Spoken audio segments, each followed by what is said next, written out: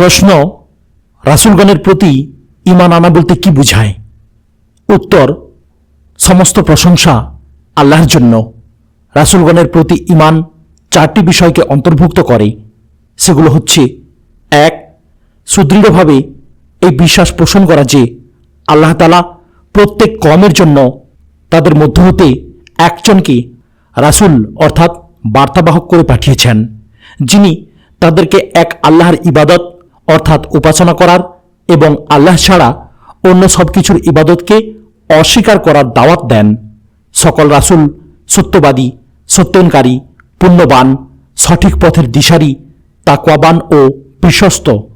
আল্লাহ তাঁদেরকে যা কিছু দিয়ে প্রেরণ করেছেন তারা তা পরিপূর্ণভাবে পৌঁছিয়ে দিয়েছেন। কোনো অংশ গোপন করেননি বা পরিবর্তন করেননি, নিজে থেকে কোনো সংযোজন বা বিয়োজন করেননি।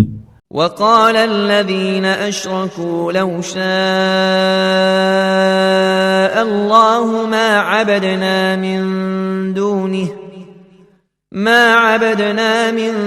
دونه من شيء نحن ولا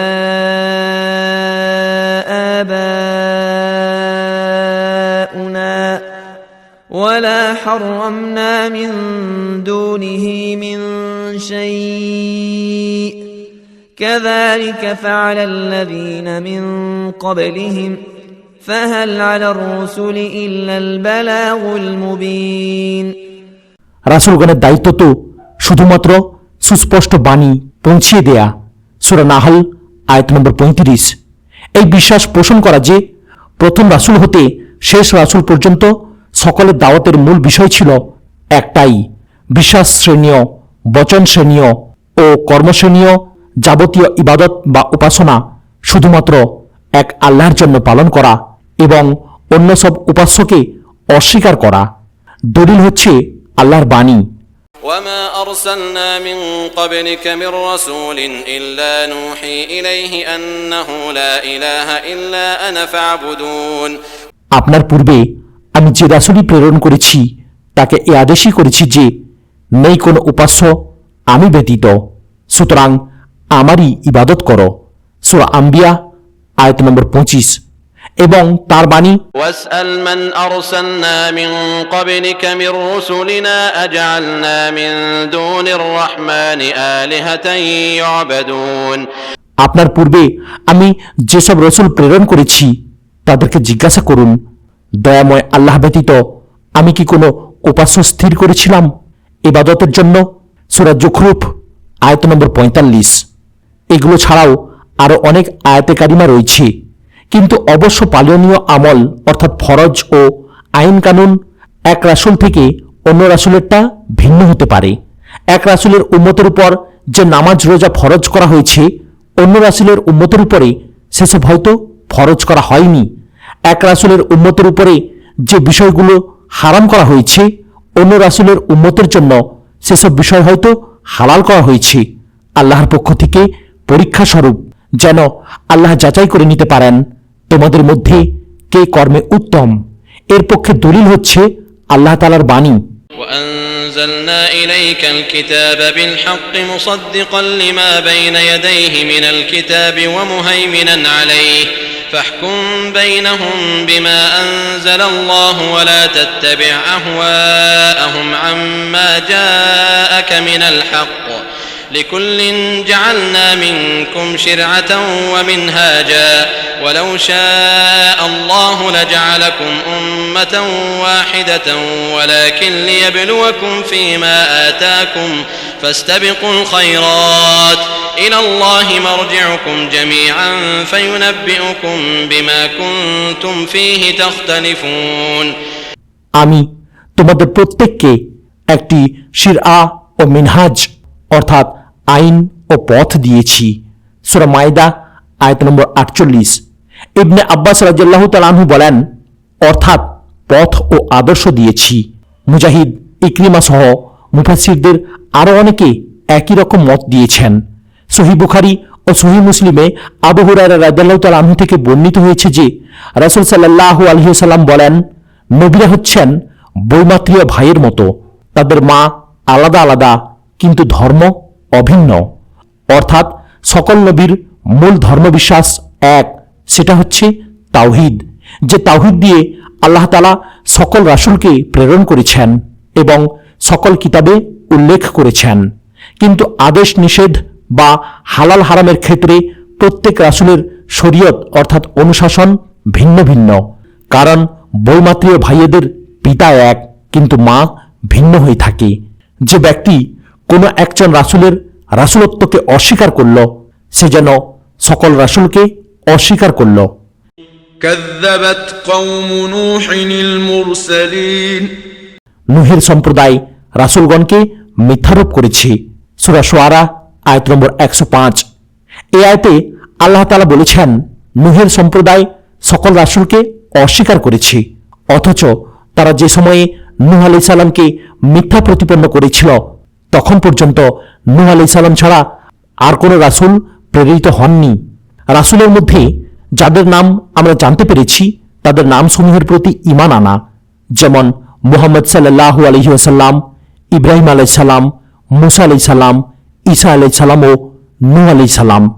আর যাদের নাম জানা যায়নি তাদের প্রতি ইজমালিভাবে ঈমান আনা, যেমন কোরআনে এসেছে, آمن الرسول بما أنزل إليه من ربه والمؤمنون كل آمن بالله وملائكته وكتبه ورسله لا نفرق بين أحد من رسله وقالوا سمعنا وأطعنا غفرانك ربنا وإليك المصير।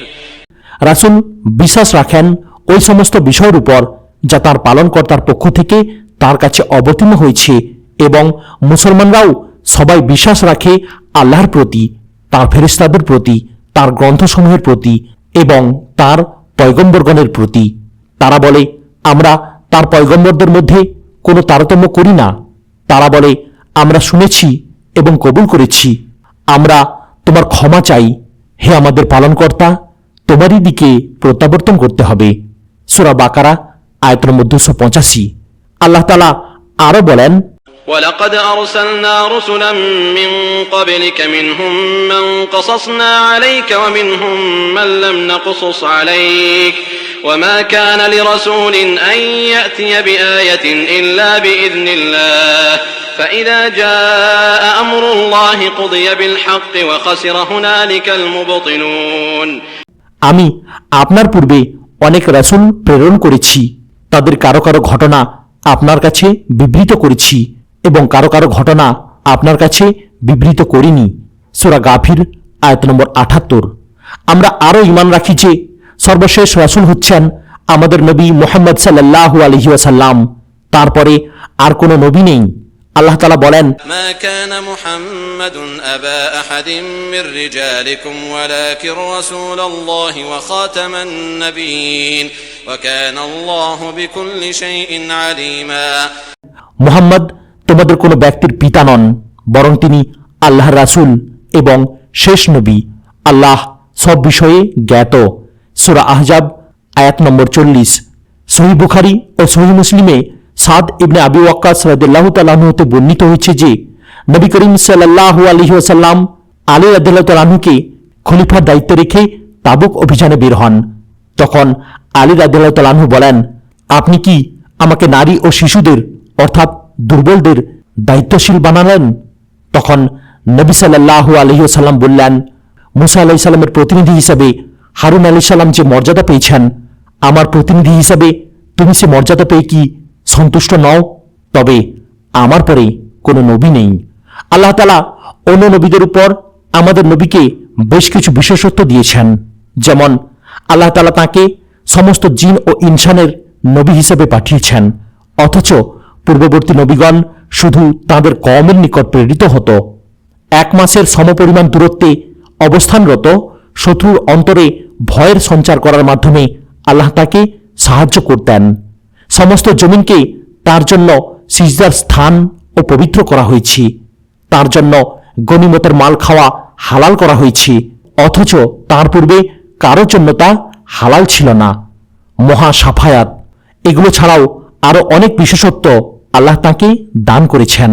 সত্য সংবাদের ভিত্তিতে তাদের ব্যাপারে যা কিছু জানা যায় সেগুলোর প্রতি ঈমান রাখা। আমাদের নিকট যে রাসূল প্রেরিত হয়েছেন তার শরীয়তের আলোকে আমল করা।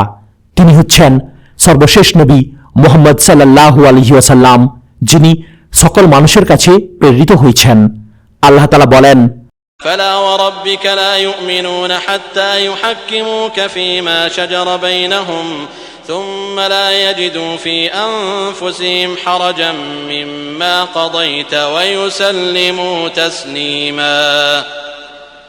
অতএব তোমার পালনকর্তার কসম, সে লোক ঈমানদার হবে না যতক্ষণ না তাদের মধ্যে সৃষ্ট বিধানের ব্যাপারে তোমাকে ন্যায় বিচারক বলে মনে না করে, অতঃপর তোমার মীমাংসার ব্যাপারে নিজের মনে কোনো রকম সংকীর্ণতা পাবে না এবং তা হৃষ্টচিত্তে কবুল করে নেবে। সূরা নিসা আয়াত নম্বর 65। জেনে রাখুন, রাসূলদের প্রতি ঈমান আনার বেশ কিছু ভালো ফলাফল রয়েছে, যেমন বান্দার প্রতি আল্লাহর রহমত ও গুরুত্বের বিষয়টি উপলব্ধি করা। যেহেতু বান্দাকে সরল সঠিক পথের দিক নির্দেশনা দেওয়ার জন্য এবং ইবাদতের পদ্ধতি বর্ণনা করার জন্য আল্লাহ রাসূল পাঠিয়েছেন, এককভাবে মানব মস্তিষ্কের মধ্যে যা উদ্ঘাটন করা সম্ভবপর ছিল না।